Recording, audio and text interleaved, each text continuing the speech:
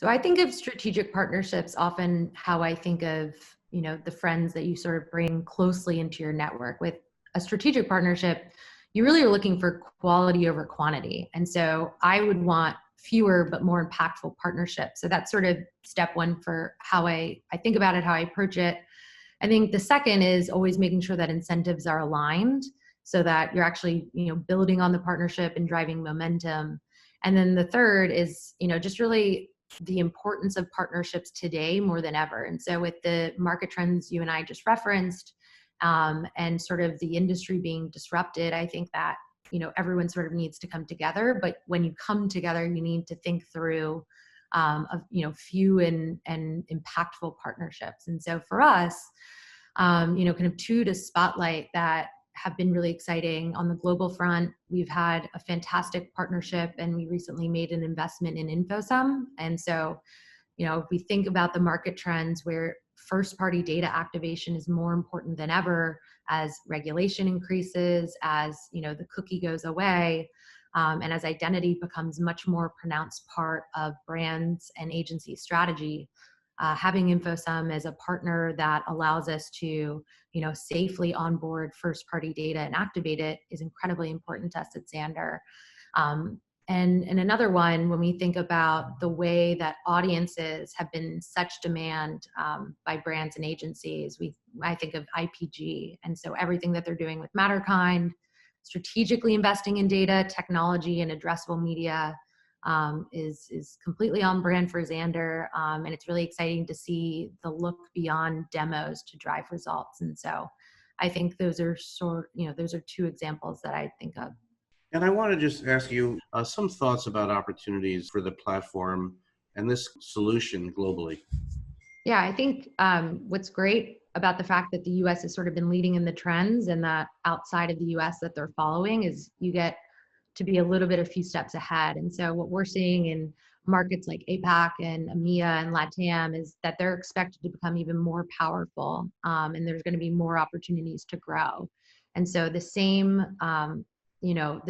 traditional viewership declines that we've seen in the US, they're just going to continue to accelerate in those markets as well. Although there are differences market to market in terms of the way that sort of television is packaged together, I think ultimately this notion of more content being consumed over IP and in more fragmented environments and across OTT, connected TV, digital video, are the trends that we're going to see, all of which creates fragmented audiences and makes it, more important than ever that you sort of have some advanced TV and digital solutions. And so I think that those markets outside the US are catching up. I think they're going to be really large opportunities for those who play. And Lauren, I wanted to ask you about this notion of convergence, what it means to you guys, what it means to the industry, and perhaps as an extension of that, what it means to the TV marketplace and the upfronts, which are really quite different, of course, this year. It's really just about reaching and engaging consumers across all channels. And so, for us, that means a more relevant message. It means the right forecasting.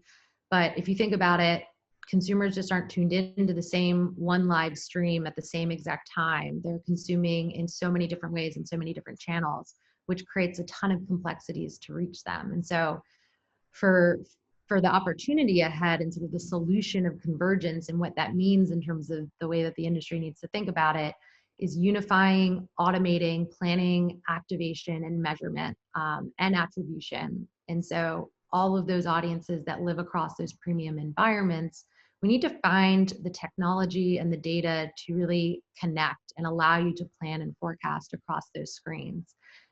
That'll help make up for the loss in scale that you're seeing as traditional TV continues to decline, and also allowing for the way that marketers are starting to really drive towards specific objectives and specific outcomes. But again, I think when you think about it, it's not just connecting and sort of building those tools to allow for that planning and measurement. It's also raising the standards of that as well. And so in order to do it, it's going to take a ton of collaboration.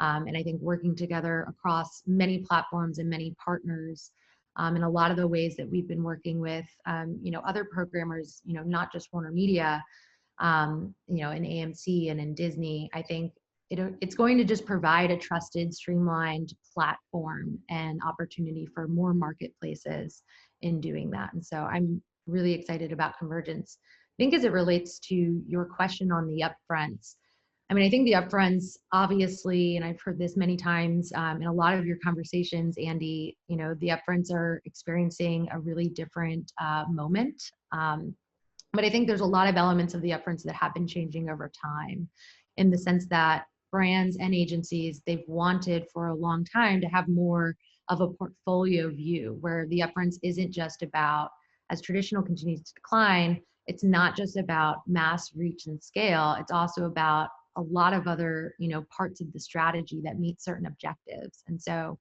I think there's sort of no better opportunity than what we have as we've come together with Warner Media, where we really package and that create that portfolio offering. And so I'm really excited about that. I think it's meeting marketers where they are. And I think the notion of maybe the song and dance of the upfronts and the production, and that's sort of been a part of this sort of storied process. I think that will continue to look different. It looks different in the year 2020, but I think that will continue to be disrupted. But I think the notion of marketers still wanting, the reach and scale of, that linear TV offers will continue as a part of their objective. And I also think the notion of wanting it, at a discounted rate will continue. And so I think there's, the upfronts, I think, takes a little bit of a beating, especially this year, but I think there's a lot of elements of the upfronts that will continue.